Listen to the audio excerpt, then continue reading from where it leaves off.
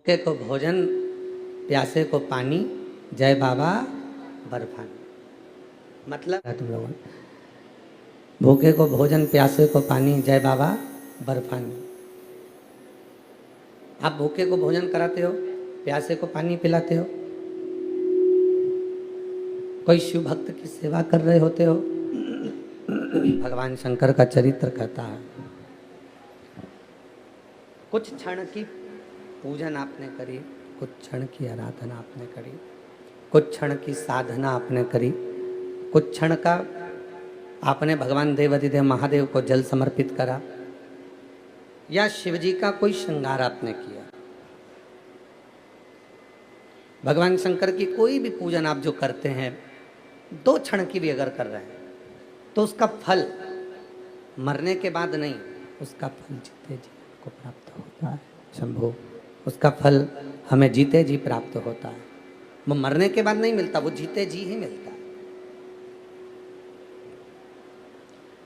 केवल एक शिव आराधना, शिव साधना केवल एक ऐसी है जिसमें मानव जीवन को जो वो कर्म करता है, शिव की साधना का, शिव के मंत्र जाप का, शिव की आराधना का, शिव के पूजन का, उसका फल उसे जीते जी ही प्राप्त हो जाता है, जीते जी। और हम पुनः पुनः साधुवाद देते हैं मनासा से, जो यजमान परिवार हैं, श्री जीवन सिंह जी, श्री हिरेंद्र सिंह जी, उनको साधुवाद देते हैं कि अपने जीवन काल में जब हम अपन भगवान का भजन कर रहे हैं, स्मरण कर रहे हैं, संकीर्तन कर रहे हैं, मंत्र जाप कर रहे हैं, नाम जाप कर रहे हैं, तो उसका फल हमें मिल रहा है। और उसका फल ही तो है, अगर सावन महीने में आप सब भगवान शिव की कथा को ऑनलाइन श्रवण कर रहे हैं, सावन महीने में आप यहाँ बैठकर भगवान की कथा का यजमान पद ग्रहण करे हैं, तो इसका फल तो आपको मिल ही रहा है। शिव तत्व, उसका फल मिलता है। पूजन, फिर निवेदन, जो पहले एक बार कथा में कहा था, पूजन भले कुछ देर की करो, शिव जी का भजन भले कुछ देर का करो, भगवान शंकर की भक्ति भले कुछ देर की करो, पर शिव पुराण की कथा कहती है कि भोलेनाथ पर भरोसा हमेशा करो। भरोसा थोड़ी देर का नहीं होना चाहिए, भरोसा कुछ देर का नहीं होना चाहिए, भरोसा तो बाबा पर 24 घंटे, हर पल, हर घड़ी, हर क्षण बाबा पर पूर्ण भरोसा होना चाहिए। भरोसा नहीं डिगना चाहिए, भरोसे में कोई कमी नहीं आना चाहिए, भरोसा पूर्ण हो। और दया की ना होती जो आदत तुम्हारी, दया की ना होती जो आदत तुम्हारी, तो सोनी ही रहती अदालत तुम्हारी, गरीबों के दिल में जो जगह तुम न पाते, तो किस दिल में होती इबादत तुम्हारी, तो किस दिल में होती इबादत तुम्हारी, दया की न होती जो आदत तुम्हारी। शिव के प्रति हम थोड़ा सा भी जो समर्पण धारण करें हैं, शंकर जी के प्रति हमारा जो थोड़ा सा भी समर्पण है, उसका फल हमें मिलता जो। भरोसा करो, 24 घंटे, हर पल, हर घड़ी, हर क्षण शिव पर भरोसा होना चाहिए। यहाँ तक शिव पुराण की कथा कहती है, मेरी जीजियों, शिव पुराण की कथा यहाँ तक कर रही है, जब हम 1 लोटा जल लेकर शिव के मंदिर तक जब निकलते हैं, भगवान शंकर के मंदिर तक जब हम जाते हैं, शिवालय तक जब हम 1 लोटा जल लेकर जाना चालू करते हैं, तो दुनिया के लोगों को क्या लगता है कि ये शिव जी के मंदिर में जा रही है, भगवान शंकर को जल चढ़ा रही है, या शिव जी के मंदिर में पहुंच रही है, भगवान शंकर को जल समर्पित करेगी। शिव शिव शंकर शिव शिव के मंदिर में जा रही है, शिव जी को 1 लोटा जल समर्पित कर रही है। भगवान शंकर के मंदिर में जा रही है, एक लोटा जल समर्पित कर रही है। पर शिव महापुराण की कथा कहती है कि वो अपना विश्वास, वो अपना भरोसा, वो अपनी दृढ़ता शंकर जी के नज़दीक में लेकर जाती है, भगवान शिव के नज़दीक में लेकर जाती है। वो अपना भरोसा, अपनी दृढ़ता, अपना विश्वास शिव के मंदिर तक लेकर जा रही है। केवल वो जल नहीं ले जा रही है,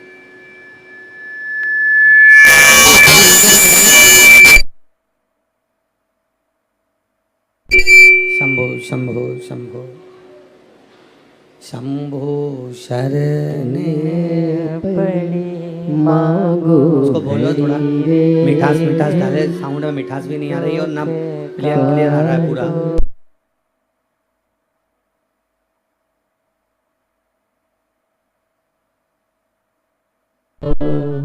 शंभो शरण पड़ी मांगो घड़ी रे घड़ी, दुख काटो दया करीने दर्शन आपो।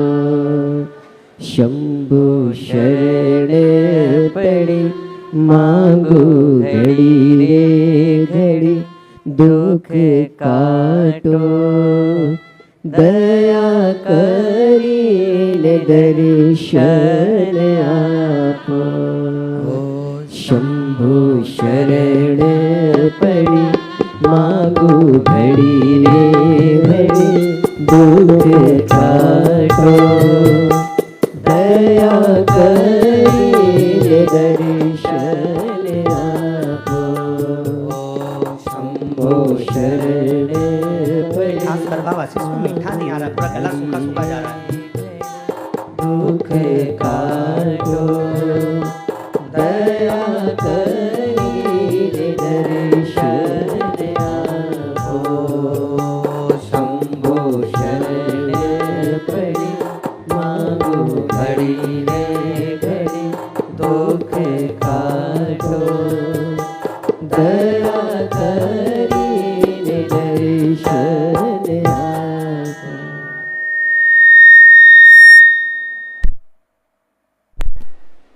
भाई आवाज भले मत बढ़ाओ, पर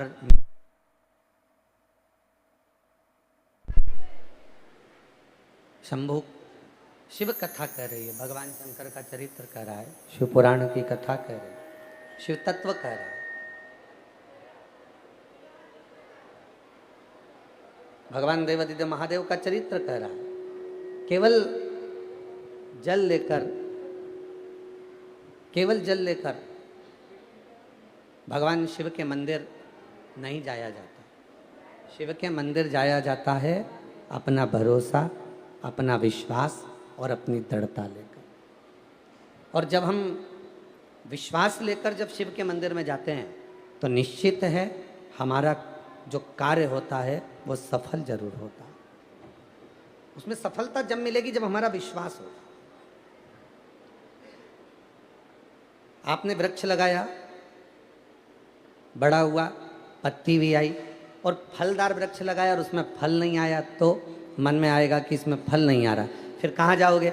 तो किसी दुकानदार से जाकर कहोगे, दवाई बेचने वाले से, कि भैया हमने फल लगाया आम का, हमने आंवले का फल लगाया, वृक्ष लगाया, हमने आम का वृक्ष लगाया, हमने बहुत फलदार वृक्ष, हमने नींबू का, मौसम्बी का, ये सारे वृक्ष हमने लगाए, बी का वृक्ष लगाया, जाम का वृक्ष लगाया, पर इसमें फल नहीं आ रहा, ये फलित नहीं। हमने वृक्ष तो लगाया, हमने वृक्ष का रोपण करा, हमने वृक्ष लगाया, पर इसमें फल नहीं आ रहा। आपने दुकानदार से कहा कि इसमें फल नहीं आ रहा, हम क्या करें, इसमें फल आना चाहिए। अब दुकानदार बोला कि माताजी एक काम करो, तुम ये दवाई लेकर चले जाओ और इस वृक्ष के नीचे ये दवाई डाल देना तो वो फल देना प्रारंभ करेगा। अब वो दवाई आपने ले जाकर डाली और डालने के बाद उसमें फल आ गया। किसी किसी में फूल नहीं आता तो उसमें फूल आ गया। दवाई डलते ही उसमें फल भी आया और दवाई डलते ही उसमें फूल भी आया। उसी तरह हम रोज़ शिव जी को जल चढ़ा रहे हैं, हम रोज़ भगवान शंकर को जल समर्पित कर रहे हैं, हम प्रतिदिन भगवान शंकर को जल अर्पण कर रहे हैं, हम प्रतिदिन भगवान शिव को जल समर्पित कर रहे हैं। जल तो हम रोज़ चढ़ा रहे हैं, जल तो हम रोज भगवान देवाधिदेव महादेव को चढ़ा रहे हैं, पर हम जिस दिन जल के साथ में औषधि के रूप में विश्वास, जल के साथ में विश्वास, जब हम भगवान शंकर को समर्पित करना प्रारंभ कर देते हैं, भगवान शिव को जब हम विश्वास देना प्रारंभ कर देते हैं, अपना भरोसा दृढ़ कर कर जल चढ़ाना प्रारंभ कर देते हैं, फिर हमारा कार्य सफल होना प्रारंभ हो जाता है, हमें सफलता मिलना प्रारंभ हो जाती है। फिर हम और आप सफलता की ओर आगे बढ़ जाते। मतलब वृक्ष तो लगा, पत्ती भी आई, बड़ा भी हुआ, पर उसमें ना फल था ना फूल था। फल और फूल कब आया? जब उस वृक्ष को लगाने के बाद फल फूल कब आया? जब उस वृक्ष में हमने थोड़ी सी औषधि डाली, हमने थोड़ी सी दवाई डाली, या हमने उस दवाई का प्रयोग करा। तो वो दवाई कौन सी? हम जल तो चढ़ा रहे हैं और रोज भगवान से करें, भगवान मेरा एक काम कर देना, बाबा मेरी सुन लेना, मेरी बहू को संतान दे देना, बाबा सुन लेना, मेरा व्यापार चालू कर देना, बाबा सुन लेना, बाबा ऐसा कर देना। हम रोज भगवान से विनती कर रहे हैं, रोज प्रार्थना कर रहे हैं, रोज जल चढ़ा रहे हैं, रोज विनय कर रहे हैं, रोज झोली पसार कर बाबा को नमन कर रहे हैं, प्रणाम कर रहे हैं कि बाबा मेरी झोली भर देना, ऐसी कृपा कर देना, दया कर देना। पर वो झोली भरा ही नहीं रही है, वो कृपा हो ही नहीं रही है। उसका कारण क्या है? हमारा विश्वास उस जल के साथ में नहीं जा रहा। हमारा विश्वास उस जल के साथ नहीं जा रहा, उस जल के साथ में हमारा विश्वास नहीं जा रहा। और जिस दिन जल के साथ हमारा भरोसा, उस जल के साथ हमारी दृढ़ता, उस जल के साथ हमारा विश्वास शिव को चढ़ने लगे, हमारा भरोसा शंकर के चरणों में जाने लगे, तो समझ लेना कि मेरे देव अधिदेव महादेव की कृपा होना प्रारंभ हो। हम भरोसा ही नहीं दे पा रहे। कितने लोग हैं संसार के, कितने लोग हैं संसार के, कितनी मेरी जीजियां, कितने मेरे जीजा, कितनी मेरी बेटियां, कितने बेटा मेरे बुजुर्ग माँ बाप, कितने शिव जी के मंदिर में जाकर जल चढ़ा रहे हैं और रोज जा रहे हैं। और अभी कहा कि सावन के महीने में, पहले कहा था 1 लोटा जल सारी समस्या का हल, अब अभी क्या बोल रखा है? सावन के महीने में 2 लोटा जल सारी समस्या का हल। कितने लोग जा रहे हैं, कितने भगवान को जल चढ़ाने के लिए जा रहे हैं, कितने भगवान को जल समर्पित करने जा रहे हैं। ढेरों लोग, मंदिर में अपार भीड़ पड़ी है। अभी कुछ दिन पहले अखबार में देखा था कि सोमवार को महाकाल बाबा के दरवाजे पर भीड़, काशी में भीड़, और ओमकारेश्वर भीड़, कुबेरेश्वर धाम भीड़, जितने जितने शिवालय हैं सब दूर भीड़ बढ़ गई। पर शिव पुराण की कथा कहती है कि शंकर का मंदिर और शंकर की कथा भीड़ बढ़ाने का स्थान नहीं है। शंकर का मंदिर और शंकर की कथा भाव बढ़ाने का स्थान है। यहाँ शिव के मंदिर में जब जाएं, शिवालय में जब जाएं, या शिव महापुराण की कथा में जब पहुँचें, तो हमारे भीतर का भाव बढ़े, हमारे भीतर का विश्वास बढ़े, हमारे भीतर की दृढ़ता बढ़े।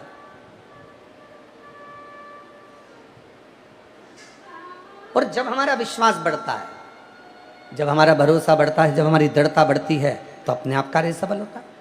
मंदिर तो ढेर जा रहे हो, शिव मंदिर में भीड़ लगी पड़ी हुई है, सारे शिवालयों में भीड़ लग गई।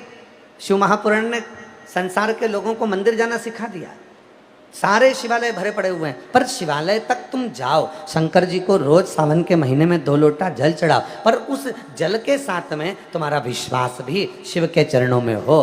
क्या सोच कर जा रहे हो? केवल शंकर सोच कर नहीं, केवल ये सोच कर नहीं जाना कि शिवालय, केवल ये सोच कर नहीं जाना कि मंदिर है, केवल ये विचार कर कर नहीं जाना कि भगवान शंकर का शिवलिंग पत्थर का है, पाषाण का है, लकड़ी का है, पारद का है, स्फटिक का है, मुझे जल चढ़ाना। ना ना ना, शिवालय जाना, शंकर के मंदिर जाना, तो ये विचार कर कर जाना कि अपने पिता से, अपने बाबुल से, अपने बाबा से बात करने जा रही हूँ। वहाँ मेरा पिता बैठा है, वहाँ मेरा बाबुल बैठा है, वहाँ मेरा जगत का बाप बैठा है। और जब मैं अपने दिल की बात अपने पिता से कहूँगी, अपने मन की बात जब अपने बाबुल से कहूँगी, तो निश्चित है कि मेरा पिता मेरी बात को सुनेगा और मेरे गोद में मेरी झोली जरूर भरेगा, ऐसी कृपा जरूर करेगा। तो जल के साथ में विश्वास लेकर जाए।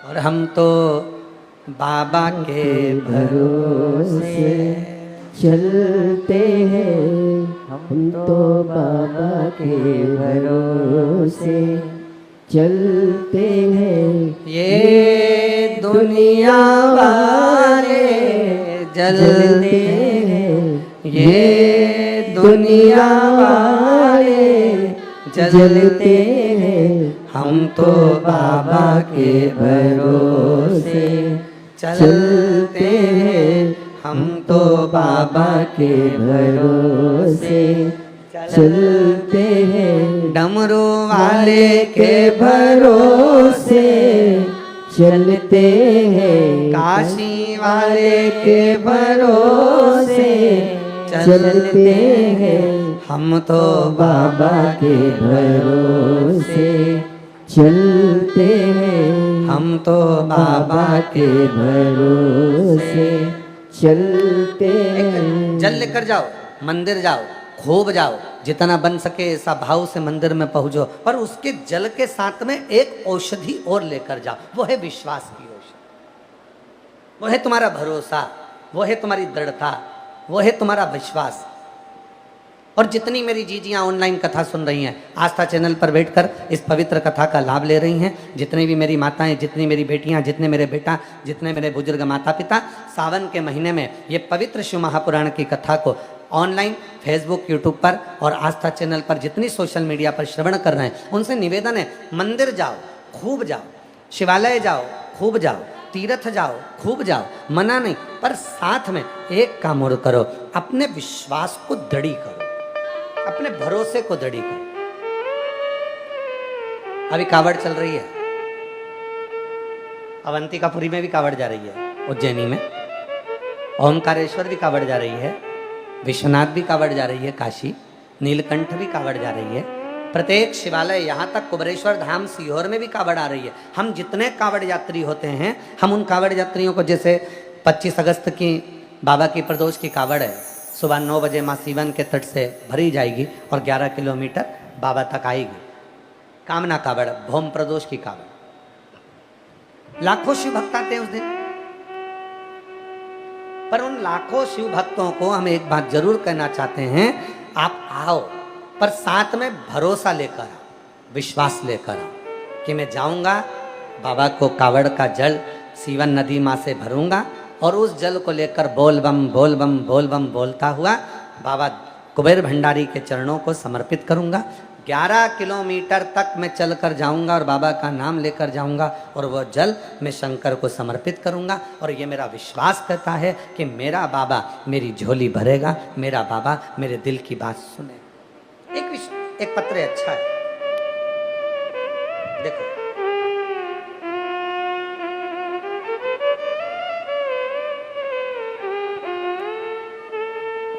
एक पत्र अच्छा है। मेरा नाम चंद्रकला सुधाकर राव, अगल दिवटे, मैं निलंगा गांव की रहने वाली हूँ। निलंगा जिला लातूर से आई हूँ। मेरा नाम चंद्रकला सुधाकर राव, अगल दिवटे, मैं निगला गांव की रहने वाली हूँ और निलगा जिला लातूर से आई हूँ। मेरा मोबाइल नंबर ये है। मेरा छोटे बेटे गजानन सुधाकर राव अगलदी बेटे के सिर पे एक गठान हो गई थी। 4 साल से हम परेशान थे, अस्पताल में दिखाया, लातूर, निलगा, सोलापुर, पुणे, सब तरफ दिखाया, फिर भी गठान कम नहीं हुई। मैंने हिम्मत नहीं हारी। तब किसी ने कहा कि सीहोर वाला बाबा कथा कहता है, 1 लोटे जल का वर्णन करता है और रुद्राक्ष पानी में गलाकर सीहोर के रुद्राक्ष को शिव को चढ़ाओ और उस पानी को पियो। मैंने अपने बेटे को देना चालू करा, जल बेटे के सिर पर लगाना प्रारंभ करा और 5 पंडाल में पंढरपुर, सीहोर, नांदेड़, हैदराबाद मैंने कथा को सुना और बाबा की मिट्टी को भी अपने बेटे के सिर पर लगाया। बाबा की कृपा से मेरे बेटे के सिर में जो गठान थी वो पूरी की पूरी गल गई और आज मैं बाबा को धन्यवाद देने के लिए आई हूँ कि बाबा ने मेरी बात को स्वीकार कर लिया। ये विश्वास है, ये भरोसा, ये दृढ़ता। और जो जैसी भावना लाया वो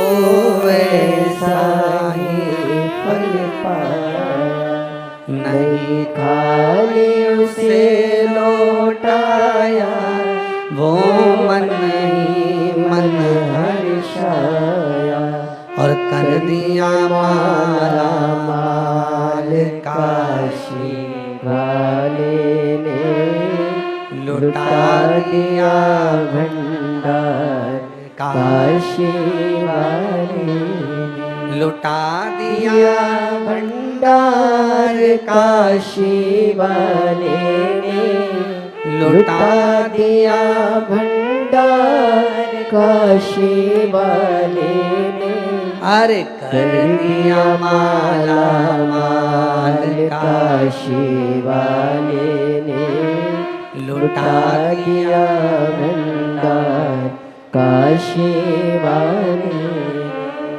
जल लेकर जाओ, शिव के मंदिर जाओ, शिवालय जाओ, कावड़ यात्रा लेकर जाओ, कावड़ भर कर लेकर जाओ, 2 लोटा जल लेकर जाओ, खूब प्रेम से आप कुबरेश्वर धाम आओ, काशी जाओ, उज्जैनी अवंतिकापुरी जाओ, चाहे ओमकार जाओ, चाहे नीलकंठ जाओ, पर उसके साथ अपने विश्वास को लेकर जाओ, अपने भरोसे।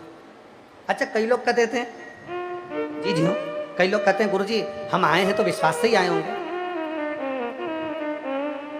हम इतने लोग आए हैं तो भरोसे से ही आए होंगे। नहीं नहीं, इसको भरोसा, वैसे तो तुम शादी में भी चली जाती हो तो क्या विश्वास पे जाती हो? शॉपिंग मॉल में जाती हो तो क्या विश्वास पे जाती हो? या किसी दुकान पर सामान खरीदने जाती हो तो विश्वास से तुम उसको विश्वास कब होगा, भरोसा कब होगा, विश्वास की दृढ़ता कब आएगी?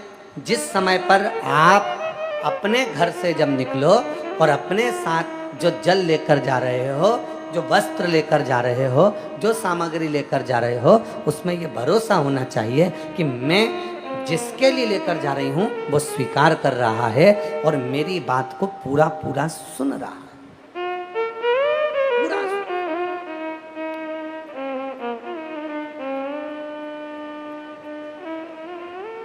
अब कितनी दृढ़ता है भगवान शंकर के नंदी में,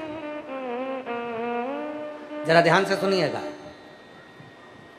हलाहल विष मंथन हुआ, देवता और राक्षसों ने मिलकर समुद्र का मंथन किया। उस मंथन में 5 गौ माता निकल गई, कामदेव, सुरभि, सुशीला, बहुला आदि का 5 गाय। 5 गौ माता के बाद में निकल गया विष, और सबसे पहले निकलता है विष।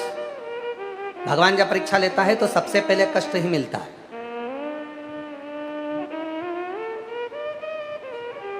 और इतना कष्ट मिलता है कि व्यक्ति आखिरी में ये सोचने लगता है कि अब तो मैं भगवान की पूजन भी बंद कर दूं। जब भगवान ने सारा ही दुख मुझे दे दिया, सारा ही कष्ट मुझे दे दिया, तो मुझे भगवान को ना तो जल चढ़ाना है, ना पूजन करना है, ना मैं राम नाम लूंगी, ना कृष्ण नाम लूंगी, ना शिव नाम लूंगी। जब व्यक्ति के जीवन में कष्ट आता है तो वो भगवान को सबसे पहले छोड़ देता है।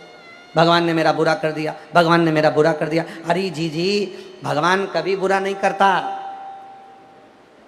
कोई पिछले जन्म के अच्छे कर्म मुझे बाबा तेरा साथ मिला, कोई पिछले जन्म के अच्छे कर्म मुझे बाबा तेरा साथ मिला। भगवान कभी बुरा नहीं करता। हमारे पूर्व के अच्छे कर्म थे तो हम कुबरेश्वर धाम आए, हमारे पूर्व के अच्छे कर्म थे हम अवंतिकापुरी गए, हमारे पूर्व के कर्म अच्छे थे हम काशी आए, हमारे पूर्व के कर्म अच्छे थे कि हम शिव के मंदिर रोज जाते हैं, हमारे पूर्व के कर्म अच्छे थे जो हम 1 लोटा जल चढ़ाते हैं, हमारे पूर्व के कर्म अच्छे थे हम कुबरेश्वर धाम आए, हमारे पूर्व के कर्म अच्छे थे तो हम भगवान के दर्शन करने आए थे, साथ में कावड़ भी चढ़ गई। हमारे पूर्व के कर्म अच्छे थे तो बाबा ने कृपा कर कर हमको यहाँ बिठाकर कथा भी सुनवा दिया। ये पूर्व के कर्म है हमारे, कोई अच्छे कर्म थे।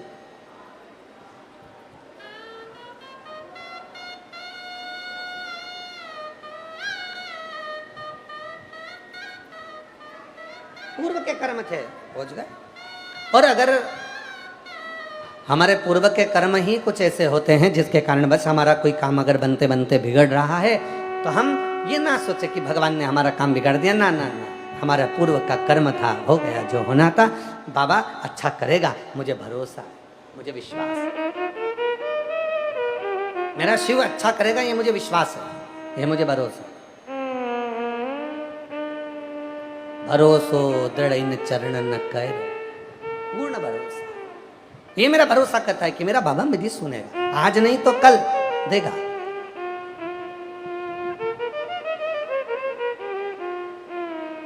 कोई जल्दी बनता है, कोई लेट बनता है, और शिव को जल चढ़ाने वाला एक दिन सेठ जरूर होगा। थोड़ा समय लगेगा, हो सकता है थोड़ा समय लग रहा है, हो सकता है कि थोड़ा समय लग जाए।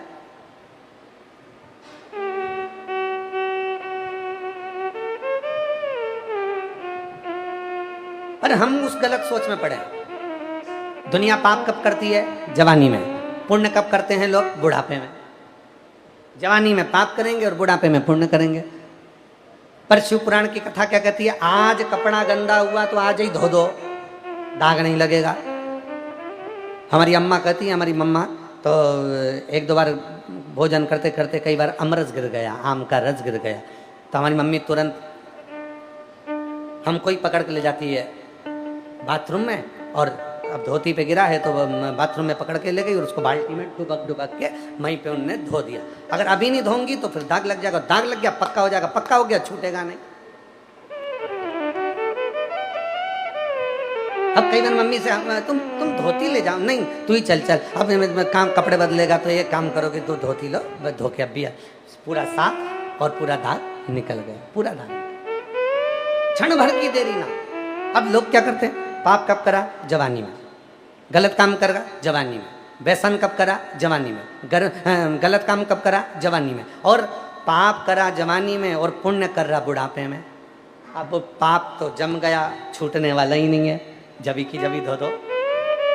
आज गलत बोलने में आ गया, गलत विचार आ गया, गलत सोचने में आ गया, गलत हमारी दृष्टि हो गई, गलत हमारा भाव आ गया, तो फिर एक काम करो, आज सवेरे 10 बजे हमारे मुख से गलत निकला, हमारे 10 बजे सुबह मॉर्निंग वॉक करने चले थे तो सवेरे हमारे मुख से निंदा निकल गई, हमारे मुख से गलत काम निकल गया। अब मॉर्निंग वॉक करोगे तो 2-4 साथ में चलेंगे तो किसी ना किसी की बात तो निकलेगी, और निकलेगी तो भुनसारे 5:30 बजे से निंदा तो होगी, चाहे कुछ भी कर लो। जिम भी जाओगे तो भी निंदा होगी, अगर मॉल में घूमने गए हो तो भी निंदा होगी, थोड़ी ना थोड़ी निंदा तो तुम्हारे मुंह से निकलेगी। अब जब तुम्हारे मुख से निंदा आज निकली, सवेरे 9 बजे निकली, 10 बजे निकली, गलत काम सवेरे हो गया, तुमने किसी को डांट दिया, गाली दे दी, अपशब्द कह दिया, ताना दे दिया, किसी को कमेंट्स कर दिया, तो तुमने जो सवेरे करा तो ये काम करना तभी की तभी उसको धोने का प्रयास करना। तो धोगे कैसे? तो गलत निकल गया या गलत अपने मुख से निकला, तो इस जिह्वा ने गलत निकाला, तो उसी समय पर किसी को अगर कुछ बोल भी दिया है तो उसी समय पर सॉरी कह दो, उसी समय पर प्रेम से क्षमा मांगो।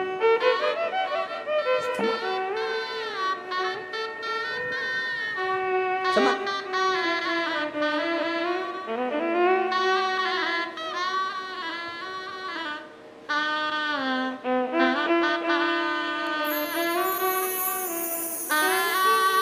इस जिह्वा को रोग लगा है, रोज चुगलिया करने का, इन कानों को रोग लगा है, रोज चुगलिया सुनने का, इन कानों से शिव पुराण सुन लो, सारा रोग मिट जाए। हरि ओम, हरि ओम, हरि ओम, हरि ओम, हरि ओम, हरि ओम, हरि ओम। अब जिब्या से पाप हो गया, गलत बोल दी, जिब्या से पाप हो गया, निंदा कर दी, जिब्या से पाप हो गया कि उसने गलत बोल दिया, तब क्या करना है? थोड़ी देर अपने मुख से गलत निकल गया तो थोड़ी देर बैठकर भजन कर लो, बन सके तो क्षमा मांग लो, और अगर इन कानों से गलती हो गई, इसने चुगली सुन ली, निंदा सुन ली, तो एक काम करो, थोड़ी देर बैठकर भगवान की कथा सुनो। काशी,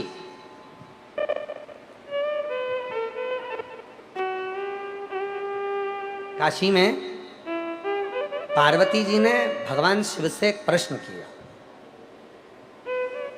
काशी, अब शिव जी से प्रश्न क्या करा माता पार्वती ने? माता पार्वती जी बोली, बाबा मेरे मन में एक प्रश्न है। बोले बाबा। शिव जी ने पूछा, बोलो क्या प्रश्न? प्रश्न इतना सा है कि कली काल में इतने सारी बीमारियां नई नई डिजाइन की हो जाएगी। अब आज के ज़माने में कितनी सारी बीमारी, कहीं बीपी की, कहीं शुगर की, कहीं थायराइड की, कहीं कुछ हो गया, कहीं कुछ हो गया, कहीं कुछ हो गया, कितनी सारी, कहीं लीवर गड़बड़ हो गया, कहीं किडनी गड़बड़ हो गई, कहीं कुछ गड़बड़ हो गया, कहीं घुटना गड़बड़ हो गया, कहीं कहीं पूरा फर्नीचर ही गड़बड़ हो गया। तो शरीर है, कहीं ना कहीं कोई ना कोई बीमारी बनी हुई है। कभी दांत में दर्द हो गया, कभी जीवान में दर्द हो गया, कभी कानों में दर्द हो गया। तो और नी भी हो तो थोड़ा बहुत हमारा साउंड वाला दर्द करवा देता। तो अब मान लो हो गया थोड़ा थोड़ा। तो ये सारे नई नई जो बीमारियां हो रही हैं, नई नई जो बीमारियां चल रही हैं, तो ये बीमारियों को रोकने का सबसे सुंदर तरीका कौन सा है? कौन सी औषधि है जो सारी बीमारियों का हल कर सकती है? तो भगवान शंकर बोलते हैं, पार्वती तो चिंता मत कर, मैंने बीमारी को आधा करने के लिए संसार में लोगों को जन्म दिया। बीमारी को आधा करने के लिए मैंने संसार के लोगों में आधों को जन्म दिया। क्या करा आपने? शंकर भगवान बोले, पार्वती सुन, मैंने पृथ्वी पर हर मोहल्ले, हर कॉलोनी में, हर सोसाइटी में, हर गली में, परिवार में 2-4 निंदा करने वालों को पैदा किया है, चुगली करने वालों को पैदा किया है। पार्वती जी पूछी वो क्यों? शंकर भगवान बोले, सुन पार्वती, जिस गली में, जिस मोहल्ले में, जिस सोसाइटी में, जिस कॉलोनी में, जिस नगर में, जिस गांव में, जिस मोहल्ले में, जिस परिवार में निंदा वाले नहीं होंगे तो लोग ज़्यादा बीमार पड़ेंगे। इसलिए निंदा करने वाले अगर होंगे तो बीमारी थोड़ी बहुत होगी, कम कम होगी। आधी बीमारी निंदा करने वाला उसकी निंदा कर कर कर, निंदा कर कर कर, निंदा कर कर कर उसकी सारी बीमारी को निचोड़ लेता है और दूसरे के घर पर छोड़ देता है।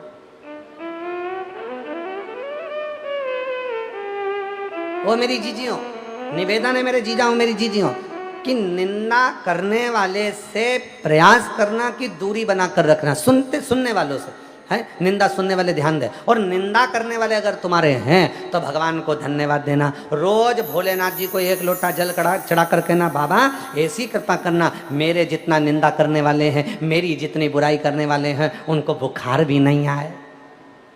अगर बुखार आ जाएगा, 4 दिन पलंग पर से नहीं उठेगी, और नहीं उठेगी तो फिर मेरी निंदा कौन करेगी? और मेरी निंदा नहीं करेगी तो मैं बीमार पड़ जाऊंगा।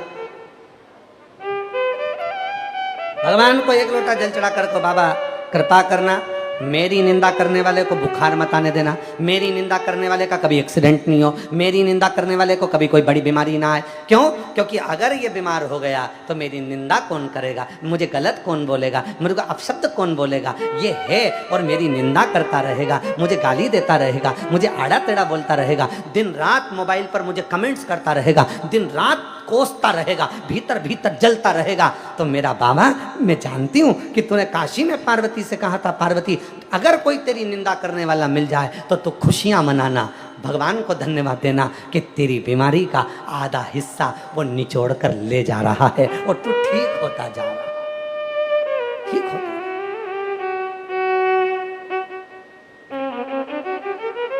ये दया करना भोलेनाथ। निंदा करने वाले को बुखार भी मत आने देना। बुखार आएगा तो उठेगा नहीं, उठेगा नहीं तो निंदा कहां से करेगा? गलत। वो निंदा कर देगा, तू अच्छा रह। और हमारे यहाँ तो यहाँ तक का, निंदक न्यारे आंगन कुटीर छवाए, और बिन पानी बिन साबुन सारो मेल धुल जाए। अगर निंदा के हमारे पास में, हमारे साथ में, तो समझ लेना कि हमारी जिंदगी के सारे दोष, सारे पाप, सारे कष्ट, सारी बीमारियां धीरे धीरे धीरे धीरे वो साफ कर देगा।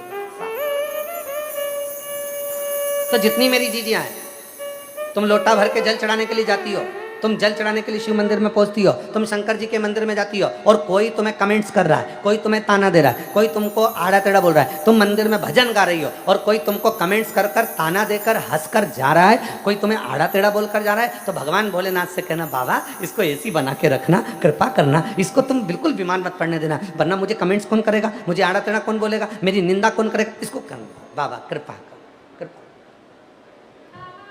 शिव कृपा।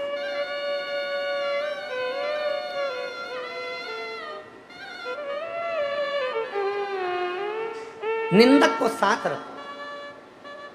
निंदक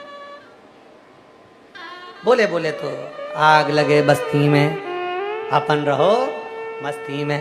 क्या किसको रोइए, जम के बोलो जरा, क्या किसको रोइए, चादर तान के सोइए। आपने को क्या करना, मस्त होकर जियो, मस्त होकर। और जीवन का यही लक्ष्य है, जीवन का यही आनंद है। करे बुराई करने वाला, आप शब्द बोलने वाला बोले, ताना देने वाला दे, आड़ा टेढ़ा बोलने वाला बोले, कुछ देर की करो पर विश्वास शिव पर पूर्ण करो। मंथन हुआ, हलाहल विष निकला।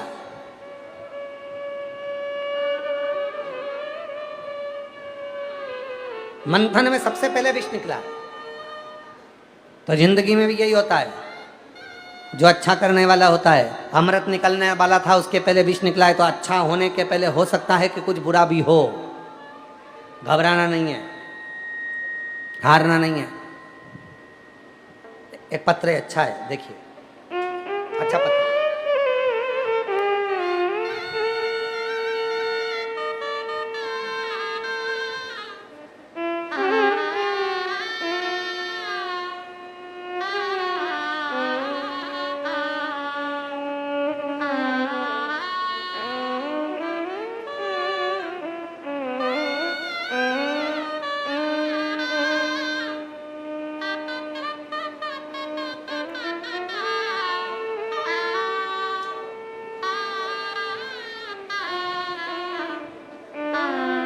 मेरा नाम नीरा वर्मा है।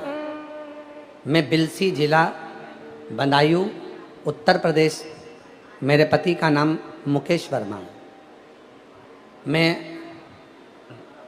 मेरा नाम नीरा वर्मा, मेरे पति का नाम मुकेश वर्मा, बिलसी जिला बदायूं उत्तर प्रदेश से आई हूँ। गुरुजी, मेरे 3 बेटी और 1 बेटा है। उसकी शादी हो गई है, उसके भी 3 बेटियां हैं। और गुरुजी, मेरे बेटे के मुख में एक दाना हो गया था।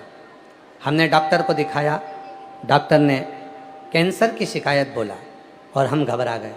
तभी पड़ोसन ने आकर कहा, पशुपति व्रत रखो और सीहोर का रुद्राक्ष मंगा लो, जल बेटा को पिलाओ। मैंने बेटा को सीहोर भेजा और रुद्राक्ष मंगा लिया। रुद्राक्ष का जल पिलाने लगी और पशुपति व्रत रखे। कुबेरेश्वर धाम की कृपा से मेरा बेटा ठीक हो गया। मैं बाबा को प्रणाम करने के लिए यहाँ आई हूँ। गुरुजी,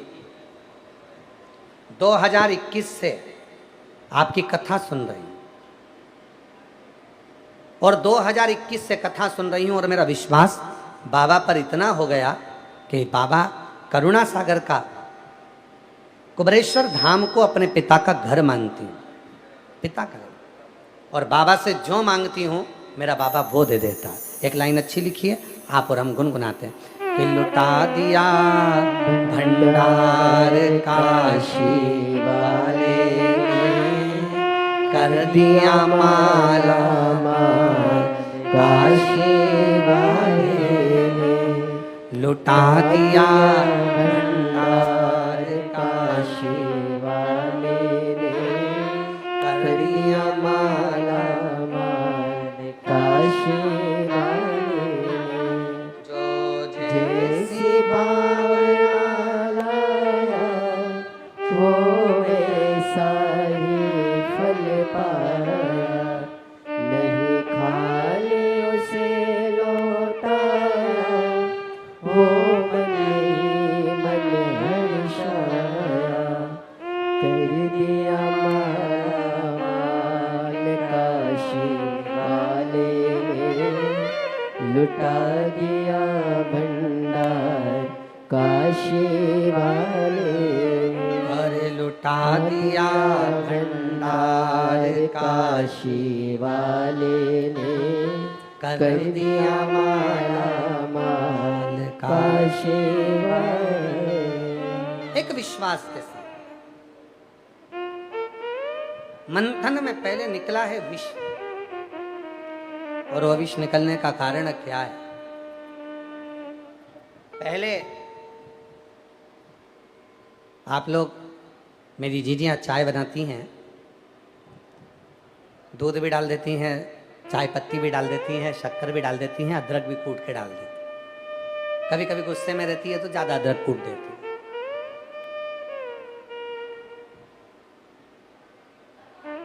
अदरक कूट के डाल देती है। होता क्या है, चलो ये भी जाने दो। मेरी जीजियाँ गुलाब जामुन बनाती हैं, जलेबी बनाती हैं, तिल्ली की गजक बनाती हैं, शक्कर को पकाती है, उसके ऊपर फेन आ जाता है, खार आ जाता है, गंदा गंदा खार आ गया, उसके ऊपर फेन आ गया। चाय बनाई तो उसके ऊपर भी फेन आ गया। और वो फेन आया, आप लोग उसको थोड़ा सा हिला देते हो या फिर जो ज़्यादा गंदा सा दिखता है तो उसको हटा देते हो। बस वही मंथन हुआ, देवता और राक्षसों ने मिलकर मंथन करा, समुद्र का मंथन प्रारंभ हुआ। और जो मंथन प्रारंभ हुआ और उस मंथन में मंथन करते करते करते करते करते करते अमृत तो बहुत बाद में आया, बहुत मंथन करते करते सबसे पहले उसमें विष आ गया। अब उस विष को कहाँ निकाले, तो विष जो आया उसको घड़े में भरा, और घड़े में भरने के बाद में उस विष को किसको देने जाए, तो कहा ये विष भगवान विष्णु को देना चाहिए। भगवान नारायण ने कहा विष का मैं क्या करूंगा, मैं विष का क्या। तो कहा ब्रह्मदेव सृष्टि की रचना करता है, सृष्टि का पूरा निर्माण उन्होंने करा। उन्हीं ने कहा था कि मैं सृष्टि का रचना करता हूं, मैं भगवान, मैंने सृष्टि रची है। तो एक काम करो, इस विष को ब्रह्मा जी को दे दो, ब्रह्मा जी को।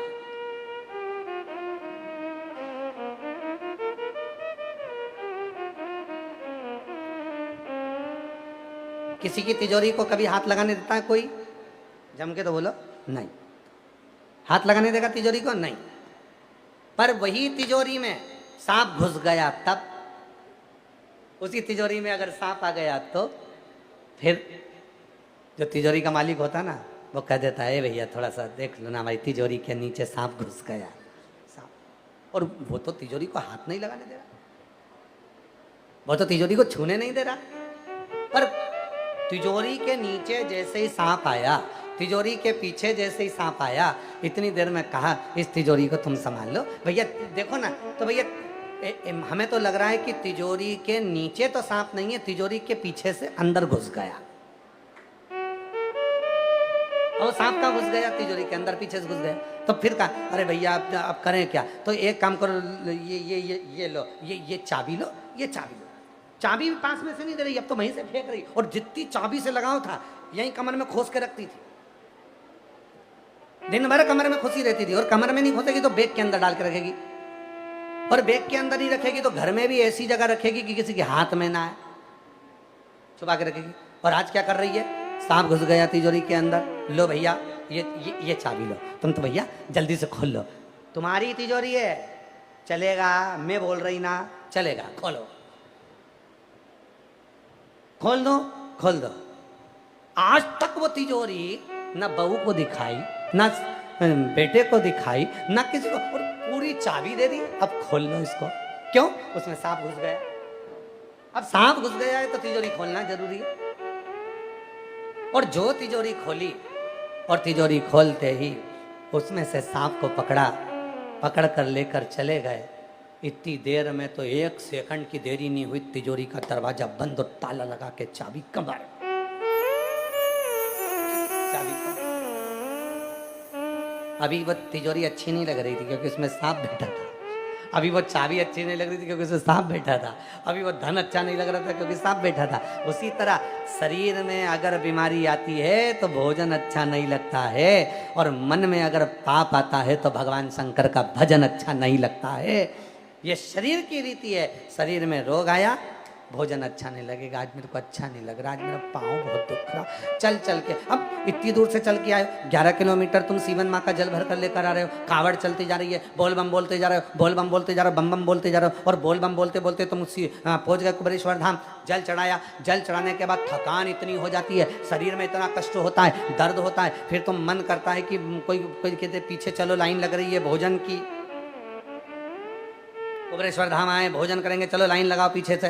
तो अब पीछे लाइन लगाने पहुंचे तो मन कर रहा है एक काम करो, तुम चले जाओ, पत्नी के पति से करी तुम चले जाओ, तुम खाया, मैं ना जा रही, फिर तू क्या खाएगी? मेरा मन बिल्कुल नहीं कर रहा, मुझे थोड़ी देर सो जाए। और लिया और उसने तो अपना आसन बिछाया और सुला गई। और फिर पति गया, भोजन करा, थोड़ी सी खिचड़ी। अब बाबा के यहाँ तो खिचड़ी प्रसाद बड़ा मूल है। यहाँ पर सबसे ज्यादा मुख्य क्या है? रोटी अपनी जगह, सब्जी अपनी जगह, पर यहाँ की खिचड़ी सबसे ज्यादा मूल है बाबा की, क्योंकि सवेरे भी बाबा को खिचड़ी आती है और शाम को भी बाबा को खिचड़ी आती है। तो खिचड़ी का प्रसाद यहाँ का बड़ा महत्व रखता है कुबेरेश्वर धाम का। लोग यहाँ की खिचड़ी बड़ी खा के जाते हैं और लोगों का भाव भी बड़ा रहता है कि बाबा के धाम की खिचड़ी, कुबेरेश्वर धाम की, रोगों का निवारण कर देती है, रोगों से मुक्ति देती है। तो वो खिचड़ी प्रसाद पति ले आया, ले थोड़ी सी खा ले। पत्नी कह रही मैं बहुत थक गई, मेरे को भूख नहीं लग रही। मतलब शरीर में रोग आया, शरीर में कष्ट आया तो भोजन छूट गया, और मन में कष्ट आया, मन में अगर रोग आया तो भजन छूट गया, भगवान का भजन छूट गया। अब जैसे ही वो छूटा भजन तो मन में आया कि अब मैं क्या समझ में नहीं आ रहा, ये तिजोरी का सांप निकल गया, अब तिजोरी अच्छी लग रही, अब से। और जब से देखा तुम्हें डमरू वाले, दिल हमारा ठिकाने नहीं। जब से देखा तुझे डमरू वाले, दिल हमारा ठिकाने नहीं। दिल हमारा ठिकाने नहीं है, दिल हमारा ठिकाने नहीं, दिल हमारा ठिकाने नहीं है, दिल हमारा ठिकाने नहीं। जब से देखा तुझे डमरू वाले, दिल हमारा ठिकाने नहीं। जब से देखा तुझे डमरू वाले, दिल हमारा ठिकाने ठिकाने नहीं।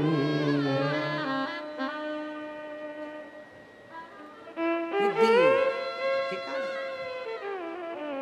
मंथन हुआ, विष निकला, हला हल विष था, छोटा मोटा विष नहीं था, हला हल विष।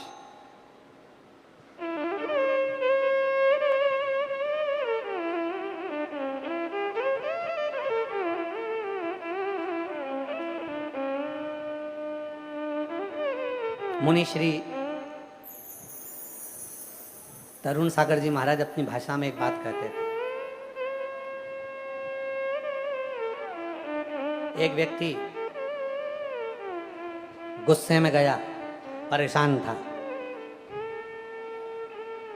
जहर लिया, खा गया। अब जहर खाने के बाद व्यक्ति जिंदा रहेगा? गुस्से में गया, जहर लिया, खा गया, रात को खाया, सुबह उठ के वापस बैठ गए।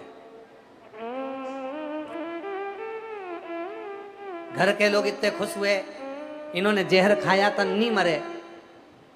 आज भगवान की कृपा से हम पूरे गांव में मिठाई बंटवाएंगे। मिठाई लाए, पति को खिलाई, दूसरे दिन मर गए। जहर भी नकली था और मिठाई भी नकली थी। जहर नकली था इसलिए मरा नहीं, और मिठाई नकली थी इसलिए मर गए। दोनों नकली थे। अब विष निकला और वो भी हलाल, और इतना हलाल विष जो निकला, उस विष को देखा कि विष को पिएगा तो कहा। अभी लड़ाई हुई थी ब्रह्मा और विष्णु जी में, आपस में भेद हुआ था। ब्रह्मा जी बोले थे इस सृष्टि का रचना करता मैं हूँ, भगवान विष्णु ने कहा इस रचना करता मैं हूँ। तब दोनों में भेद हुआ। तब भगवान ब्रह्मा जी के सामने भगवान नारायण के मुख से निकल गया था कि इसकी रचना करने वाला तो स्वयं देव अधिदेव महादेव है, तुम रचना करता नहीं। भेदा तो भगवान विचार करे कि ये जो मंथन में हलाहल विष निकला है, इस विष को कहाँ पहुँचाया जाए। तो क्या इस विष को पहुँचा दो भगवान विष्णु जी के पास। भगवान विष्णु ने कहा मैं क्या करूंगा, ब्रह्मा जी रचना करता है, उनके पास भेजो। ब्रह्मा जी के पास भेजा तो ब्रह्मा जी का मैं रचना करता, अगर मैं ही मर गया तो फिर रचना कौन करेगा, तो फिर मैं विष नहीं पीऊंगा। इंद्रदेव के पास भेजो, उसको सत्ता बहुत चाहिए, अगर सत्ता चाहिए तो विष पिए, अगर सत्ता चाहिए तो विष पीना पड़ेगा।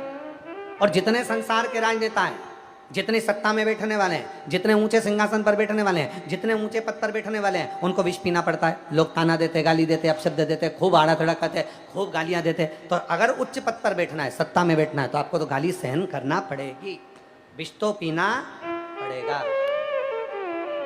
विष तो पीना।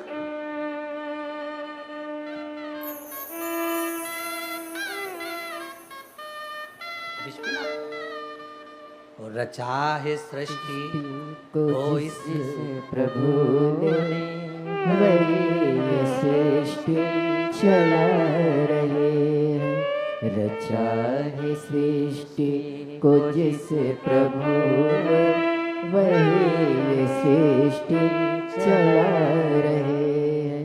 जो पेड़ हमने लगाया पहले, जो पेड़ हमने लगाया पहले, उसी का फल हम अब पा रहे हैं।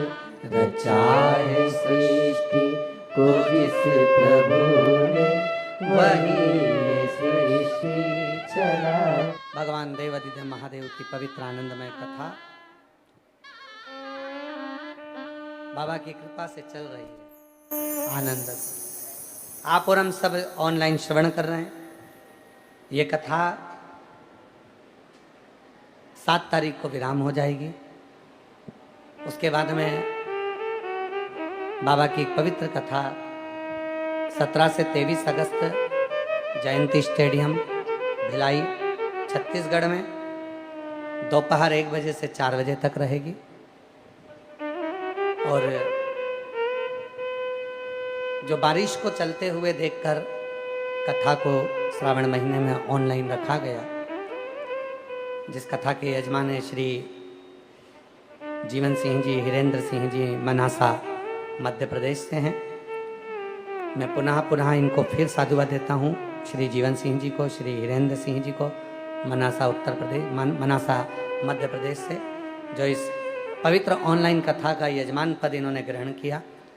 मनासा हम भी आने वाले थे, पर बाबा ने ऑनलाइन कथा के माध्यम से आपको यजमान पद दिया, और ये शिव की ही कृपा है। पूरे मनासा वाले खुश हों कि आपके मनासा के ही यजमान इस पवित्र कथा का दिव्य आयोजन यहाँ करा रहे हैं, और बाबा की कृपा से ऑनलाइन आप और हम सब श्रवण कर रहे हैं, शिव की कृपा। इसके बाद कथा, एक ऑनलाइन कथा काशी से रहेगी, और वो कथा 9 से 15 अगस्त तक काशी से ऑनलाइन आएगी, जिस कथा को आप अपने घर पर रहकर काशी विश्वनाथ जी की धरा से श्रवण कर सकेंगे और बाबा की पवित्र भूमि से कथा सुनेंगे। उस कथा का नाम ही विश्वनाथ शिव महापुराण की कथा रखा है। जैसे ये कावड़ शिव पुराण है, उसका नाम विश्वनाथ शिव पुराण रहेगी, जो ऑनलाइन चलेगी काशी से। उसके बाद में 11 अगस्त को बाबा का शिवरात्रि सावन के महीने की शाम को 7 बजे आप और हम ऑनलाइन शिव महापुराण के अनुसार भगवान का पार्थिव पूजन करेंगे, जिसकी लिस्ट आस्था चैनल पर भी चल रही है, सोशल मीडिया पर भी चल रही है। उसके बाद में रक्षाबंधन का त्यौहार मेरी सब जीजियों के लिए साधुता के साथ 28 अगस्त को आप सब रक्षाबंधन मनाएंगे। 25 अगस्त को बाबा की कावड़, प्रदोष की कावड़ रहेगी। फिर 11 सितंबर से 17 सितंबर तक उचहार राय बरेली उत्तर प्रदेश में शिव महापुराण की कथा रहेगी। उचहार राय बरेली उत्तर प्रदेश में 11 सितंबर से 17 सितंबर तक कथा रहेगी।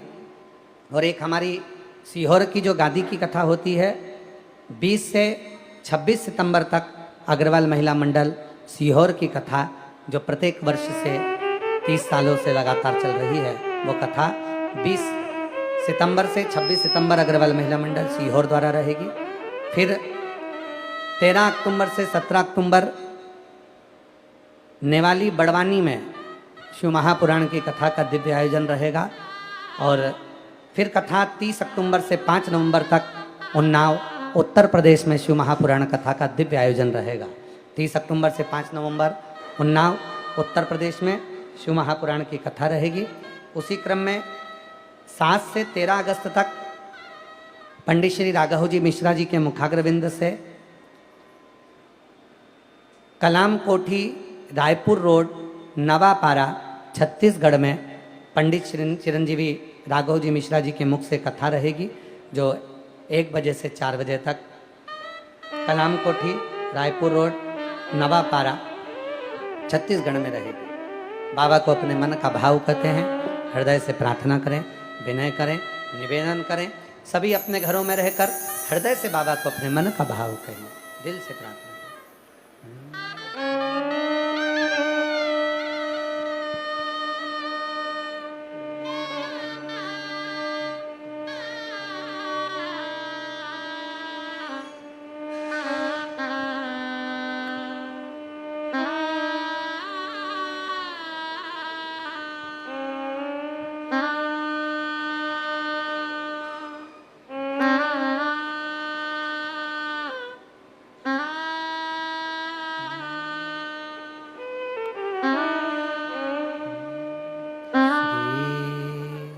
शिवाय नमस्तु श्री शिवाय नमस्तु श्री शिवाय नमस्तु श्री शिवाय नमस्तु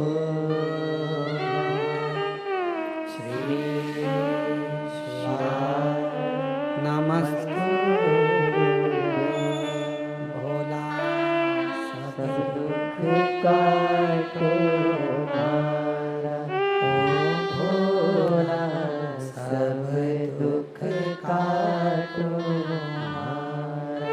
शिव शंकर जपो तेरी माला, भोले बाबा जपो तेरी माला, भोला सब दुख काटो हमारा, ओ भोला सब दुख काटो हमारा। देश है मंगलकारी, वेश है मंगलकारी, शमशान वासी हमारा, शमशान वासी हमारा, ओ भोला सब दुख काटो हमारा, ओ भोला सब दुख काटो हमारा।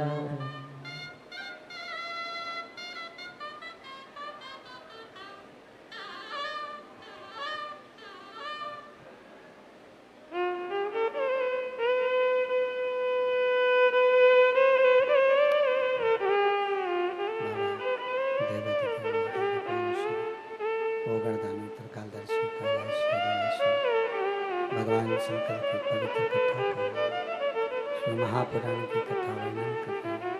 बाबा का पवित्र चरित्र कह रहा है, शिव तत्व कह रहा है, शंकर जी की कथा कह रहा है। शिव महापुराण की कथा वर्णन कर रही है, शिव तत्व कह रहा है, शिव कथा कर रही है। समुद्र का मंथन हुआ, देवता राक्षसों ने मिलकर मंथन किया और उस मंथन में विष जो निकला, उस विष को भगवान विष्णु जी के पास में भी भेजा गया, भगवान ब्रह्मदेव के पास में भी भेजा गया।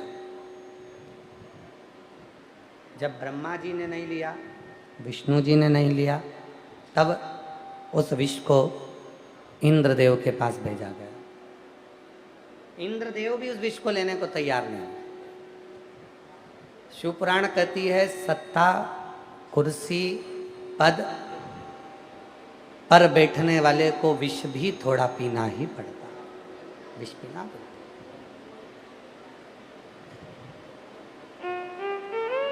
उसको विष पीना पड़ेगा, थोड़ा विष जीवन में थोड़ा थोड़ा देखो, मूलतः शिव महापुराण की कथा क्या कहती है, भगवान शंकर का चरित्र क्या कहता है कि जीवन जो मिला है, मानव की जो देह मिली है, मनुष्य का जो शरीर मिला है, जो हमारा मानव का जो शरीर मिला है, इसमें थोड़ा ना थोड़ा जिंदगी में कष्ट जरूर है।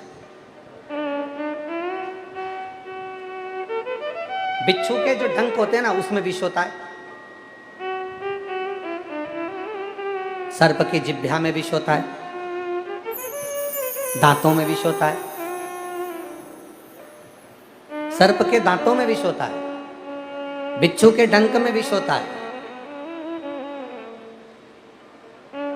मधुमक्खी के भी डंक में विष होता है। पर एक मानव ऐसा है जिसकी जिह्वा पर अमृत भी है और विष भी है। अमृत भी है और विष भी है, दोनों चीज उसकी जिह्वा पर है। अमृत भी है और विष भी, दोनों। अब आपके ऊपर निर्भर करता है, अपने ऊपर निर्भर करता है कि अपन अमृत दे रहे हैं कि विष दे रहे हैं।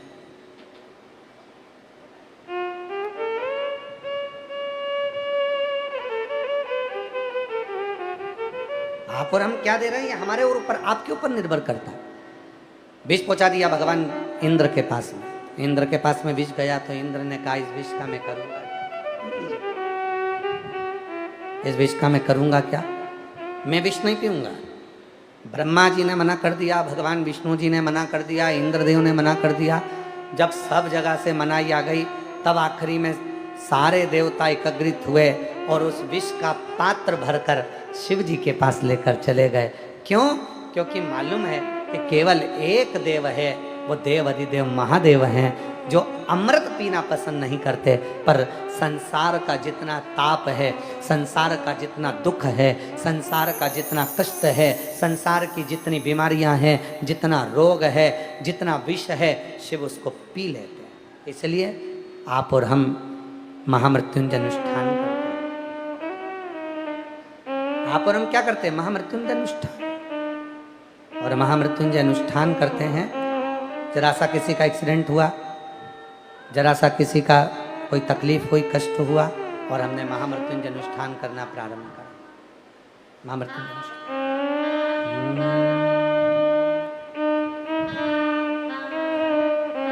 शंभो शंभो शंभो।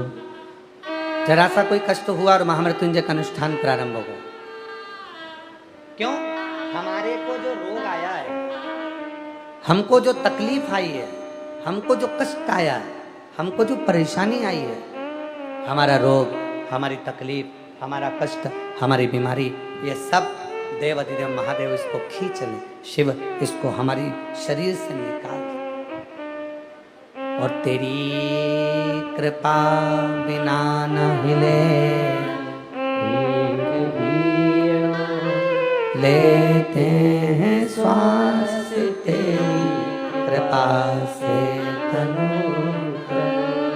बखान क्या करूं मैं राखों के भेदा, चपटी भभूत में खजाना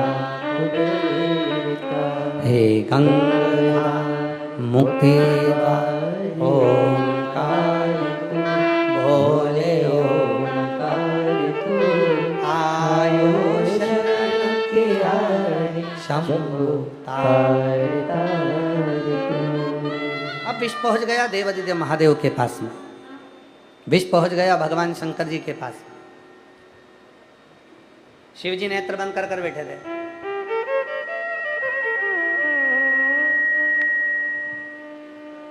पार्वती जी के नेत्र खुले थे। शिव जी के नेत्र बंद थे, पार्वती के नेत्र खुले थे, और पार्वती मैया से देख रही थी। पार्वती माता का ध्यान था।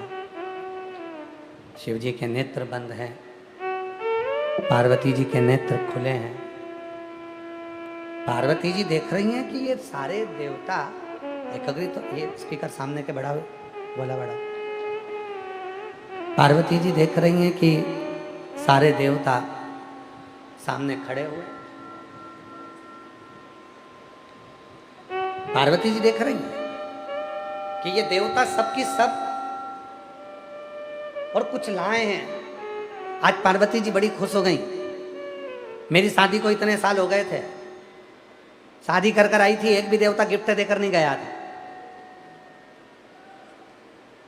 इतने विवाह के वर्ष हो गए, आज तक कोई भी देवता मेरी शादी का गिफ्ट देकर नहीं गया था।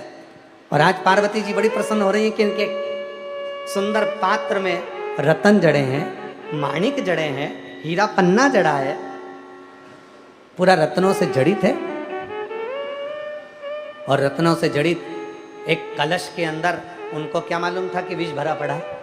वो तो सोची कि सारा की सारा रतन जड़ित।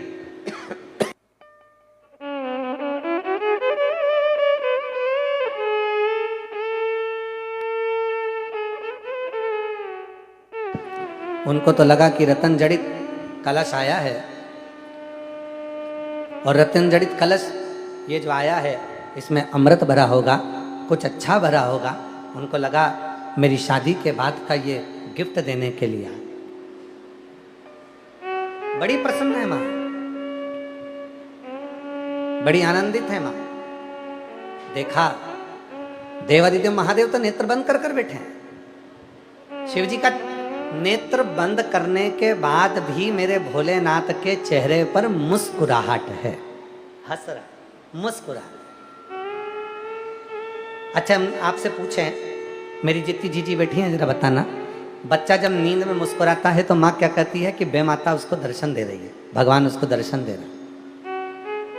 बच्चा जब नींद में सोता रहे, छोटा सा बच्चा, शंभु शंभु शंभु, छोटा सा बच्चा नींद में सोता रहे, और नींद में सोते सोते छोटा सा बच्चा जब मुस्कुराए, हंसे, प्रसन्न हो, तो हम क्या कहते हैं? बे माता, माँ जगत जननी, माँ माता जो बच्चों का ध्यान रखने वाली माँ है, वो उसको हंसा रही है। और वो सोते सोते में मुस्कुराता, वो सोते सोते में हंसता, वो मुस्कुराता। मेरे भोले बाबा वो भी नेत्र बंद कर कर मुस्कुरा रहे। मेरे शंकर, मेरे त्रिकालदर्शी, मेरे कैलाशी, मेरे अविनाशी, मेरे शिव, वो भी मुस्कुरा रहे। अब पार्वती जी समझ नहीं पा रही है कि इधर सारे देवता खड़े हैं कलश लेकर, रतन जड़ित, माणिक जड़ित, हीरे पन्ने से जड़ा हुआ, आभूषणों से जड़ा हुआ वो कलश लेकर खड़े हैं, और इधर मेरे प्रभु मुस्कुरा रहे हैं नेत्र बंद कर कर। पार्वती नहीं समझ, पार्वती भी प्रसन्न है। पार्वती जी के प्रसन्न होने का कारण केवल इतना है कि मेरी शादी को इतने वर्ष हो गए, मेरी शादी को इतने वर्ष हो गए, और इतने वर्ष के बाद गिफ्ट देने के लिए अब आए हैं देवता। और शिव जी, भगवान भोलेनाथ, भगवान शंकर, त्रिकालदर्शी, कैलाशी, अविनाशी, भगवान शिव इसलिए प्रसन्न है। उनकी प्रसन्नता का कारण केवल इतना सा है कि पार्वती तू समझ नहीं पा रही है, ये देवता सब विष से पीछा छुड़ा रहे हैं, और तेरे पति को विष पिलाने के लिए विष से पीछा।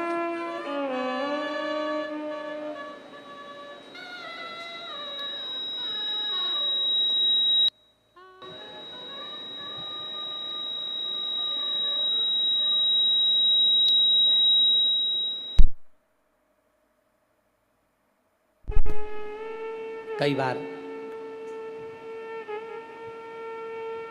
व्यक्ति को जब अपना काम निकालवाना रहता है ना, बहुत मुस्कुराता, बहुत हंसता, प्रसन्नता में, आनंदता में आपके आगे पीछे घूमेगा, आपसे निवेदन करेगा, प्रार्थना करेगा। जब व्यक्ति को अपना काम कराना है तो वो प्रसन्नता के साथ, आनंदता के, सेट करो, साउंड सेट करो, प्रसन्नता के साथ में, आनंदता के साथ में, वो प्रसन्नता के साथ में करो। आगे पीछे घूमेगा, थोड़ी प्रसन्नता के साथ में उसको काम को कराने का प्रयास करें। आज शिवजी इसीलिए प्रसन्न है, भगवान शंकर के चेहरे पर इसलिए प्रसन्नता है, भगवान शंकर के चेहरे पर इसलिए प्रसन्नता, इसलिए आनंदता है कि ये देवता अपना काम कराने के लिए यहाँ पर आए, अपना काम कराने, इसलिए प्रसन्न, खूब प्रसन्न है भोलेनाथ। और पार्वती जी शिव जी को जगा रही है, भगवान शंकर को जगा कर कह रही हैं, पार्वती जी शिव जी को जगा कर जगाना चाह रही हैं, शंभो शंभो शंभो शंभो शंभो शंभो शंभो शंभो शंभो शंभो शंभो शंभो शंभो शंभो शंभो शंभो। पार्वती जी शिव जी को जगा रही हैं और जगाकर कहना चाहती हैं कि हे प्रभु, दरवाजे पर देवता हैं, दरवाजे पर देवता हैं और ये कुछ लेकर आए। भगवान शंकर नेत्र नहीं खोले, भगवान शिव शंभु शरणे मांगो घड़ी रे घड़ी दुख काटो दया करी शंभो आपो शंभो शरणे पड़े मांगो घड़ी रे घड़ी दुख काटो दया करी दर्शन ओ शंभो शरणे पड़े मांगो शंभो दुख काटो दया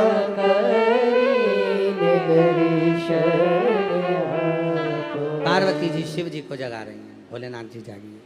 शंकर भगवान नेत्र बंद कर कर बैठे, शिव जी के नेत्र बंद, बस मुस्कुरा रहे हैं, चेहरे पर प्रसन्नता।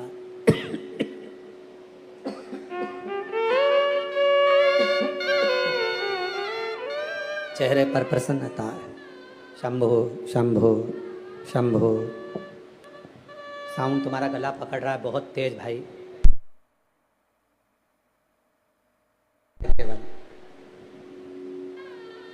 मुस्कुरा रहे हैं ओ घड़दान। पार्वती जी ने फिर शिव जी को कहा, बाबा जागिए, बाबा कोई आया है, जागिए। अब मेरे भोले बाबा ने, मेरे शंकर जी ने अपने नेत्र खोले, मेरे वो घरदानी ने अपने नेत्र खोले और शिव जी ने जैसे ही नेत्र खोले, सामने सारे देवता थे। शिव जी ने उनका आदर करा। आइए, कितनी सुंदर कथा कह रही है शिव महापुराण की। ये कथा वर्णन कर रही है, विष लेकर आने वाले का भी शंकर जी आदर कर रहे हैं। अब आप में से कितने लोग हैं जो तुम गाली देने वाले का आदर करोगे? आप में से कितने लोग हैं जो अपशब्द कहने वाले का आदर करोगे? आड़ा टेढ़ा बोलने वाले का आदर करोगे? ताना देने वाले का आदर करोगे? कमेंट्स करने वाले का आदर करोगे? कई लोगों के तो मोबाइल पर जरा सा भी गलत कमेंट्स आ जाए तो वो सोच के बैठ जाते हैं, इसके बाद ये आन दे मेरे पास में जब देखूंगा, इसने मुझे ऐसा बोला ना, इसको जवाब तो मैं बाद में दूंगा। और कई बार माताएं भी अगर किसी के मुख से सुन लेती हैं कि तुम्हारे लिए ऐसा बोला था, अब मैं निपट लूंगी, बाद में देखूंगी, अभी रुक जान दे इसको जरा, बाद में जान दे इसको बाद। अब पार्वती मैया देख रही हैं और शिव जी मुस्कुराकर आदर कर रहे हैं। आओ सा, आइए जी, आओ सा, सब आओ। इंद्रदेव ने भगवान ब्रह्मा जी से कहा, अभी देवादिदेव महादेव को मालूम नहीं है कि इसमें क्या है, इसलिए आओ सा कर रहे हैं। और जैसे ही मालूम पड़ जाएगा कि इसमें विष भरा है तो कहे जाओ सा, अभी जाओ तुम तो यहां से। अभी मालूम नहीं है इनको कि इसमें विष भरा है, इसमें विष।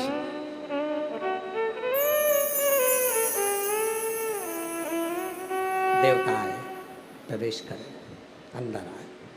सारे देवता जब आ गए तब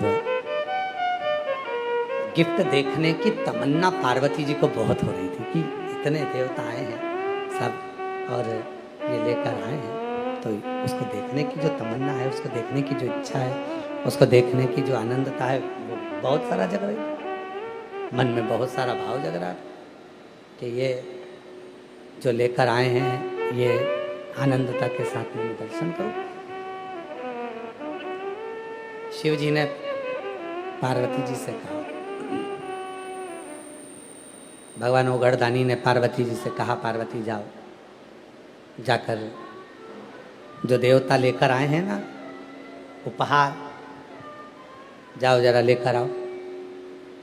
पार्वती जी गईं, देवताओं को प्रणाम कर कर बोले, आप मेरे कैलाश पर आए हैं, हम आपका वंदन अभिनंदन स्वागत करते हैं।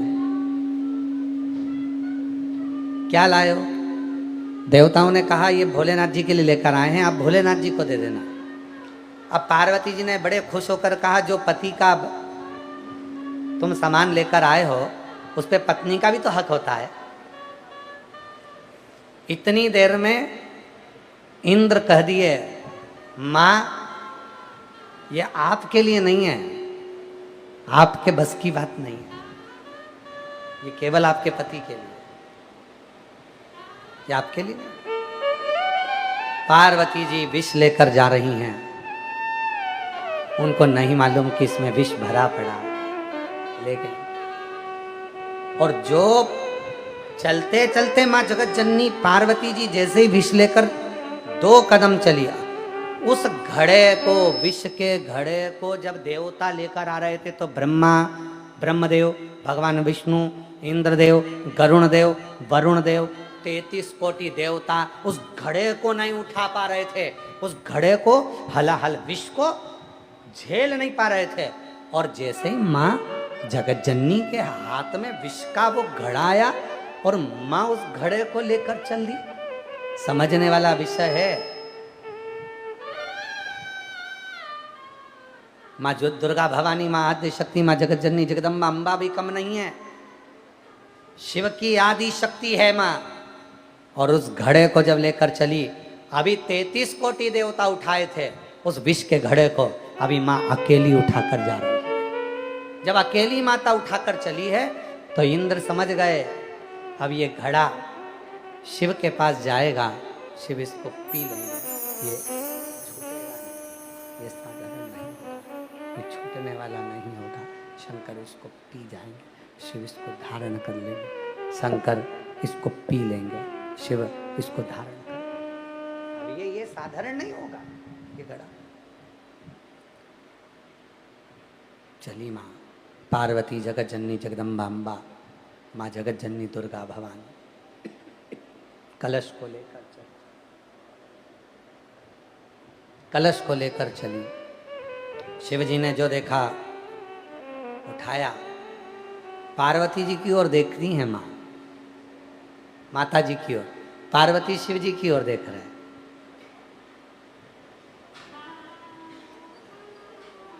शिव पार्वती को, पार्वती शिव को देख रही है। और शंकर भगवान प्रसन्न होकर उस घड़े को लिया।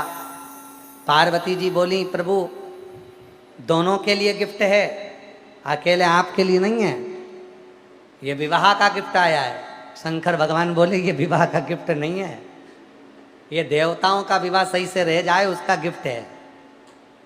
क्या भरा है? तो कहा विष भरा, विष। पार्वती जी बोली, मेरे पति को विष ला कर दिया, रतन जड़ित पात्र में, मैं तो सोची थी कि ये गिफ्ट है। शिव जी पार्वती जी से बोले, पार्वती तू घबरा नहीं, ये विष मैं पीऊंगा।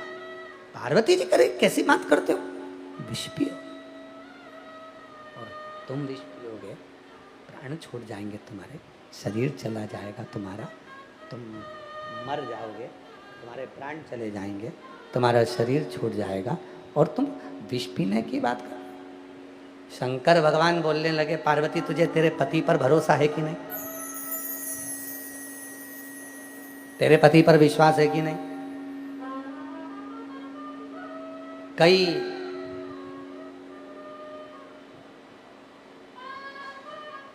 कई दुनिया की माताएं ऐसी हैं जो अपने पति पर भरोसा नहीं कर पाती। सही में? हाँ, तुझे भरोसा है ना? शिव महापुराण की कथा कहती है, भगवान शंकर का चरित्र कथा है, शिव तत्व कथा है, शंकर जी की कथा कहती है। अगर आप जिस लड़के के साथ आपका विवाह हुआ है, आप जिसकी अर्धांगिनी बनी हो, पत्नी बनी हो, वो तुम्हारा पति बना है। तुम जिसकी अर्धांगिनी बनी हो तुम्हारा पति बना है। विवाह होने का मतलब क्या है? विवाह का मतलब क्या है? शादी का मतलब क्या है? एक दूसरे के प्रति भरोसे को, विश्वास को दृढ़ बनाना, भरोसे को दृढ़ बनाना।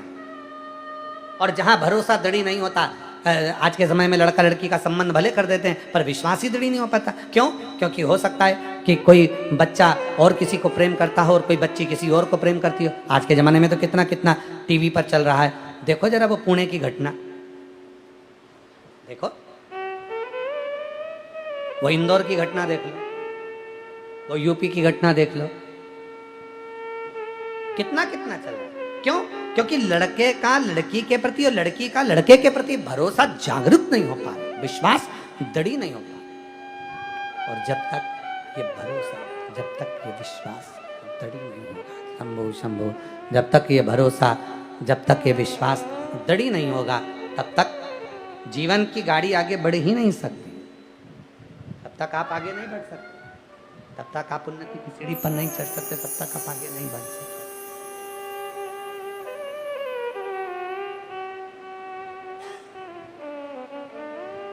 इसीलिए कहते हैं भगवान शंकर की कथा, शंभो शंभो शंभो शंभो। भगवान शंकर की कथा इसलिए कहती है कि दृढ़ बनो, विश्वास के प्रति दृढ़ता हो तुम्हारी, एक दूसरे के प्रति समर्पण का भाव हो तुम्हारा, विश्वास का भाव हो तुम्हारा, दृढ़ता का। एक तुम्ही आधार शंभो, एक तुम्ही आधार सतगुरु, एक तुम्हें आधार। जब तक मिलो न तुम जीवन में, शांति कहाँ मिल सकती मन में।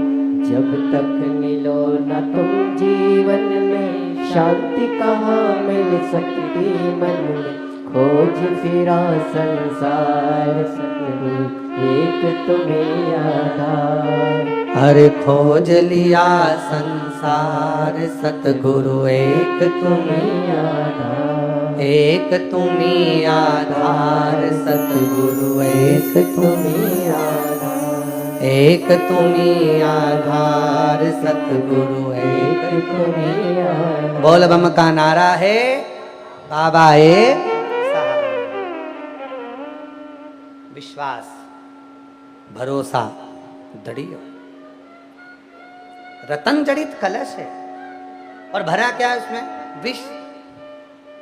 पार्वती जी बोली शिव जी से, क्या ऐसा भी होता कि रतन जड़ित कलश के अंदर, इतने सुंदर कलश के अंदर क्या विष भरा होता है? पार्वती जी से शिव जी ने जो कहा, बड़ा सुंदर। पार्वती जी से शिव जी बोल रहे। पार्वती जी से शिव जी ने कहा, पार्वती सतयुग में तू ये कलश देख रही है, जिसको बाहर से तो सुंदर दिख रहा है, अंदर विष भरा पड़ा है। ऐसा ही जो सतयुग में तुझे आज नजर आ रहा है, कलयुग में दुनिया के लोग ये विष का कलश हर कभी देखेंगे। पार्वती जी बोली ये विष जब तक चलेगा। भगवान शंकर बोले जब तक विष तो नहीं चलेगा, पर कलश और विष का घड़ा जरूर चलेगा। जो आज घड़ा दिख रहा है बड़ा सुंदर, उसके अंदर विष भरा पड़ा है। कलिकाल में लोग दिखेंगे तो बड़े सुंदर, इतनी बढ़िया है गुरुजी। कई माताएं आती हैं, कहती हैं गुरुजी मेरी लड़के के लिए लड़की देख के आई हूँ, देखो जरा देख कर बताओ कैसा लग रही है, बहुत अच्छी लड़की है गुरुजी। हम कहते हैं तुम देखी आई? हाँ, हम गए थे 12 लोग, लड़की बिल्कुल नहीं बोली, एकदम बढ़िया, कुछ नहीं बोलती, ज्यादा बोलती ही नहीं है, उसका घर परिवार सब अच्छा है गुरुजी। उसने कहा बताओ तुम देखकर बताओ गुरुजी लड़की कैसी है। हमने कहा लड़की अच्छी है पर अभी नहीं बोली है, शादी के बाद बोलेगी तो तू भी डोलेगी, अभी नहीं बोली है, तुम चिंता क्यों कर। शंकर भगवान ने जब ही कह दिया था विष के घड़े को देखकर, पार्वती जब सतयुग में जिस घड़े को तू देख रही है, सतयुग में तू जिस घड़े को देख रही है, ये घड़ा जो बाहर से सुंदर दिख रहा है, अंदर इसके विष भरा पड़ा है, अंदर इसके विष भरा पड़ा है। बस कलयुग में ये नज़ारा हर जगह पर देखने को मिलेगा। जो दिखते तो बड़े सुंदर हैं, पर अंदर कितना कपट है, कितना ईर्ष्या है, कितना कितना अपशब्द है, कितना कितना द्वेष भीतर भरा पड़ा है, ये कोई नहीं जान सकता। जैसे पार्वती तू नहीं जान सकी थी इस घड़े को देखकर, जैसे पार्वती तो इस घड़े को देखकर नहीं जान सकी थी कि इसमें विष है कि अमृत है, उसी तरह संसार का व्यक्ति को जानना कठिन है, बहुत कठिन। और सबके साथ घटना घटी होगी, ऐसा नहीं है। आपको लगता है ये बहुत अच्छी है, आपको लगता है ये बहुत अच्छा है, दिखने का अच्छा हो सकता है, पर भीतर क्या ये कौन जान सकता है? किसने जाना? दिख रहा है ठीक है, भीतर कैसा कौन जान रहा? इसीलिए शिव महापुराण की कथा कहती है, भगवान शंकर ने पार्वती जी से विवाह करने से पहले भगवान शंकर ने पार्वती जी की परीक्षा ली, खूब परीक्षा ली। थोड़ी बहुत परीक्षा पार्वती जी की नहीं लिया, शिव जी ने बहुत परीक्षा। अब किसी ने पूछा क्यों गुरुजी, शंकर भगवान ने पार्वती जी की परीक्षा ली, तो क्या पार्वती जी ने शिव जी की परीक्षा ली कि नहीं ली? तो शिव महापुराण की कथा कहती है, जैसे शंकर भगवान पार्वती जी को अपनी अर्धांगिनी बनाने के समय पर परीक्षा ले रहे हैं, वैसे कि वैसे ही माता पार्वती भी शंकर भगवान की परीक्षा ले रही है। कब? जब बाबा भोलेनाथ एक नर्तक का रूप रखकर आए, हाथ में डमरू था, नाचते हुए नर्तकी करते हुए नटराज बनकर मेरे भोले बाबा पार्वती जी के सामने पहुंच गए। तो पार्वती जी के सामने पहुंचे, हिमालय राज की नगरी में पहुंचे और खूब नट नीला करने लगे। तो भगवान शिव तो नटराज बनकर आए थे, नाच रहे थे, खूब उत्सव मना रहे थे, खूब आनंद कर रहे थे, पर सब देख लिए, सब समझ लिए, सबने जान लिया कि ये शिव जी हैं, ये ओगरदानी भगवान शंकर हैं। तब आखिरी में स्वयं देवऋषि नारद जी ने पूछा पार्वती जी से, क्या आप शंकर भगवान को पहचानेंगे कि ये शिव जी हैं? पार्वती जी ने मना कर दिया, मैं नहीं पहचानी कि ये शंकर। पार्वती जी परीक्षा ली, केवल शिव जी परीक्षा नहीं लिए, पार्वती जी ने भी शिव जी, मैं नहीं पहचानी ये शंकर जी। लोग कहते हैं तुम चाय अच्छी बनाते हो, अब चाय अच्छी बनाते, लोग कहते हैं तुम एक आध दिन बनाकर पिलाओ तब हम जाने कि चाय अच्छी बनी। अब शंकर जी नटलीला कर रहे हैं, नटराज बनकर आए, शिव जी नटलीला धारण कर रहे हैं, तो सब कर रहे हैं ये शंकर है, ये शंकर है, ये शिव है, ये उग्रदानी है, ये शंभु है, ये त्रिकालदर्शी है, ये कैलाशी है, ये अविनाशी है, ये शिव है। पार्वती जी बोली मैं नहीं पहचानी।